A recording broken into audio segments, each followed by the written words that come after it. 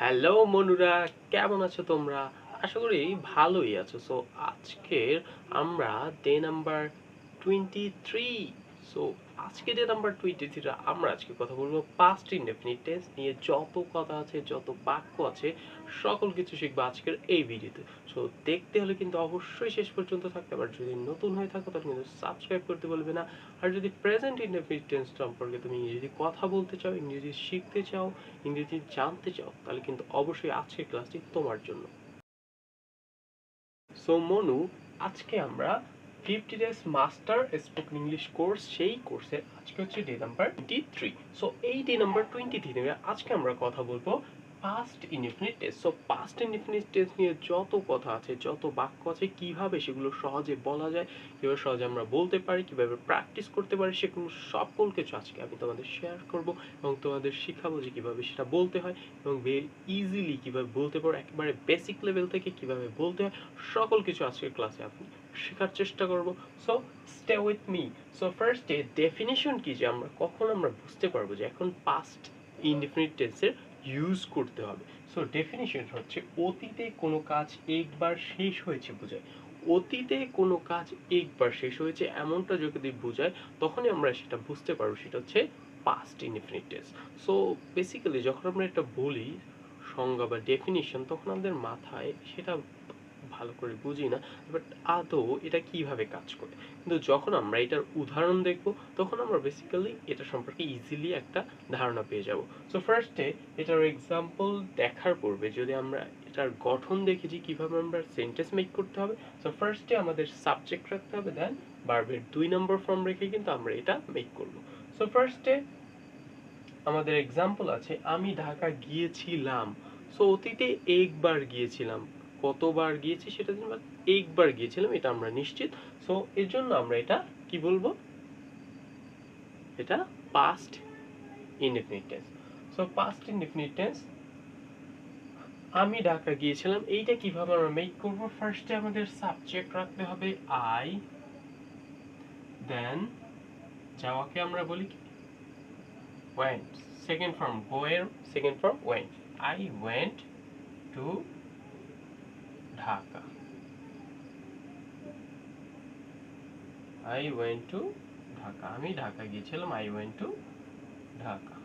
So পরেরটা, সে আম খেয়েছিল, সে আম খেয়েছিল কিভাবে বলবো, আমরা বলতে পারি she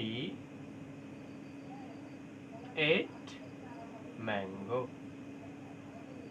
she ate mango, সে আম খেয়েছে, she ate mango, eat এর সেকেন্ড ফর্ম ate। ওকে, সো পরেরটা, তারা ক্রিকেট খেলেছিল, তারা ক্রিকেট খেলেছিল, তুমিও খেলো ক্রিকেট, কে কে ক্রিকেট খেলো কমেন্ট করে বলো।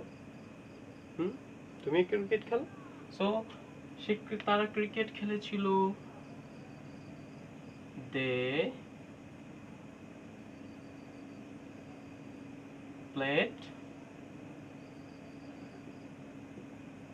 দে played cricket, they played cricket, তারা ক্রিকেট খেলেছিল, দে প্লেড ক্রিকেট।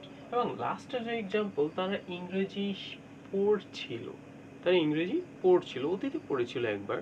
সো এটাকে আমরা কিভাবে ইংরেজিতে প্রেজেন্ট আমরা শিখলাম, এবার পাস্ট ইনডেফিনিট কিভাবে বলতে হবে সেটা কিন্তু আমরা শিখছি।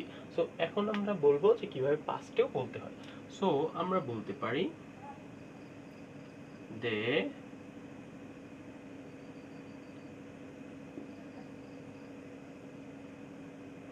দে স্টাডিড ইংলিশ, দে স্টাডিড ইংলিশ, তারা ইংরেজি পড়েছিল, তারা ইংরেজি পড়েছিল, দে স্টাডিড ইংলিশ। সো এভাবে করে কিন্তু আমরা হাজার বাক্য মেক করতে পারি, যে প্রেজেন্ট শিখলাম, পাস্ট ইনডেফিনিট, এভাবে করে কিন্তু আমরা হাজার বাক্য মেক করতে পারি। বেসিক্যালি যদি আমরা এই স্ট্রাকচার জানি এবং কখন আমাদের পাস্ট ইনডেফিনিট আসবে সেটা আমরা জানি, তাহলে কিন্তু আমরা হাজার বাক্য মেক করতে পারবো। এটা শিখতে চাও তাহলে কিন্তু অবশ্যই শেষ পর্যন্ত ক্লাসটি করতে হবে। So stay with me till the end. তারপর যখন আমরা নেগেটিভ করতে যাব পাস্ট ইনডেফিনিট টেন্সের, তখন আমাদের যে স্ট্রাকচার মেনে সেটা করতে হবে সেটা হচ্ছে সাবজেক্ট, ডিড নট অ্যান্ড ভার্বের 1 নম্বর ফর্ম। এটা রেখে আমরা কিন্তু এই উদাহরণগুলো তৈরি করব। সো ফার্স্ট উদাহরণ, আমি পার্কে যাইনি। সো এইটা কিভাবে মেক করবো যে আমি পার্কে যাইনি?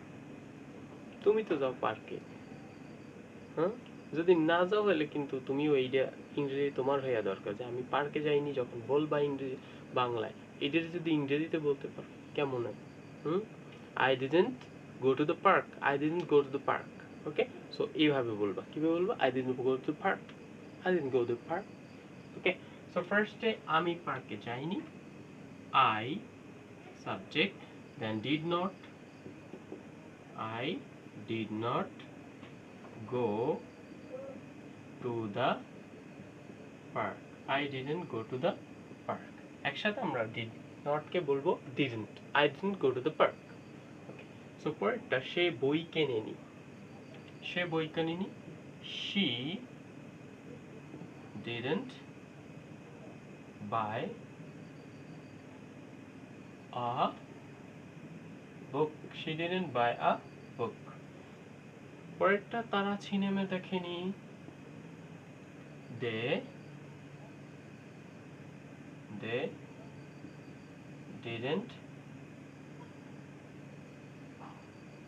didn't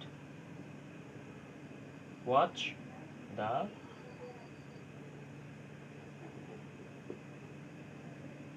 the movie, they didn't watch the movie, তারা সিনেমা দেখেনি। সে নাস্তা খায়নি, he didn't eat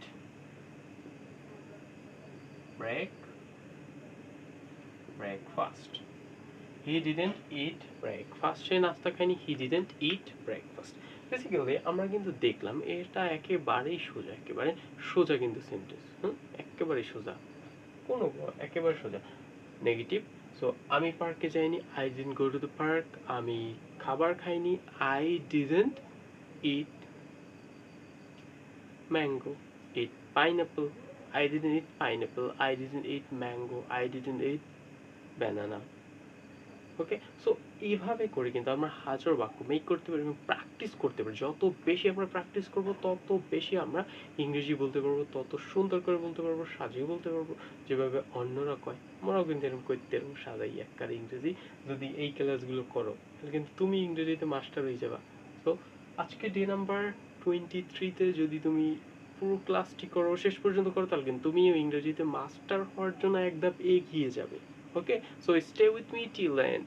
আজকের ক্লাসের লাস্ট যে টপিক, পাস্ট ইনডেফিনিট টেন্সের ইন্টারোগেটিভ প্রশ্ন কিভাবে আমরা মেক করব, লাস্ট টপিক হচ্ছে সেটা। সো সেটা যে টপিক সেটা আমরা শিখব। সো তার পূর্বে যে এই উদাহরণ দেখব এবং সেটা কিভাবে মেক করতে হয় সেটা আমরা দেখব। ফার্স্টে যদি আমরা সেটা স্ট্রাকচার দেখি, ফার্স্টে আমাদের ডিড রাখতে হবে, দেন সাবজেক্ট এবং V1 মানে হচ্ছে ভার্বের 1 নাম্বার ফর্ম রেখে কিন্তু আমরা সেই ইন্টারোগেটিভ প্রশ্নগুলো মেক করব।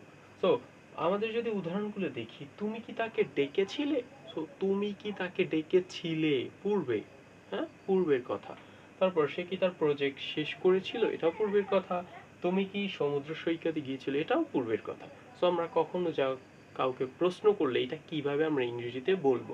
সো ফার্স্টে তুমি কি তাকে ডেকেছিলে, ফার্স্টে ডিড রাখবো। Did you subject, did you call him, did you call him, তুমি কি তাকে ডেকেছিলে, did you call him. Okay, তারপর সে কি তার প্রজেক্ট শেষ করেছিল? সে কি তার প্রজেক্ট শেষ করছিলে? তুমি জানো? ওকে, সে কি তার প্রজেক্ট শেষ করেছিল? Did he finish his project,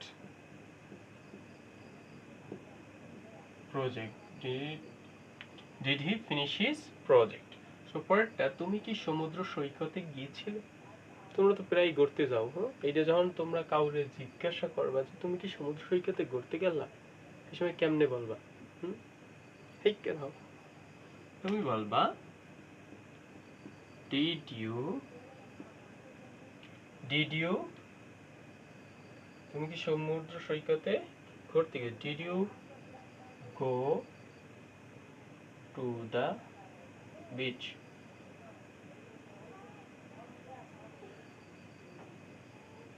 Did you go to the beach? তুমি কি সমুদ্র সৈকতে গিয়েছিলে? Did you go to the beach? Did you go to the beach? So basically এটা একেবারে easy guys. It's not complicated, it's not tough. It's very easy. Repeat after me, then you will say it's very easy, it's very easy, it's very. But where is the problem? Where is the problem? Why you can't do it? Because your problem is practice problem. Your main problem is practice problem. You don't do it. You don't do it. You can't do it. That's why you can't speak in English like pro, like it's native speaker. Okay, so your problem is practice. যত বেশি practice করবে তত ভালো পারবে। So practice practice practice, যত practice করবে তত ভালো করবে। সো আজকের ক্লাসে কি শিখলে এবং আজকের ক্লাস কেমন ছিল সেটা কিন্তু অবশ্যই কমেন্ট করে জানাবে। আর দেখা হচ্ছে নেক্সট ক্লাসে ডে নাম্বার 24-এ। সো ডে নাম্বার 24 আর ইন্টারেস্টিং ক্লাস হতে যাচ্ছে। সো সেই ক্লাসটা অবশ্যই মিস করবে না। যদি নতুন হয়ে থাকো তাহলে অবশ্যই সাবস্ক্রাইব করতে ভুলবে না, লাইক করবে, কমেন্ট করবে কোথা থেকে দেখছো এবং কি শিখতে পেলে। এবং যদি তুমি নতুন হয়ে থাকো তাহলে প্রথম থেকে ক্লাসগুলো করবে যাতে তুমিও মাস্টার হতে পারো এবং মাস্টার হওয়ার জন্য একদম এগিয়ে যেতে পারো। সো আজকের ক্লাসে এই পর্যন্তই ছিল। দেখা হচ্ছে নেক্সট ক্লাসে ডে নাম্বার 24-এ। ততক্ষণ পর্যন্ত ভালো থাকবে, সুস্থ থাকবে। তব তক কে লিয়ে अलविदा।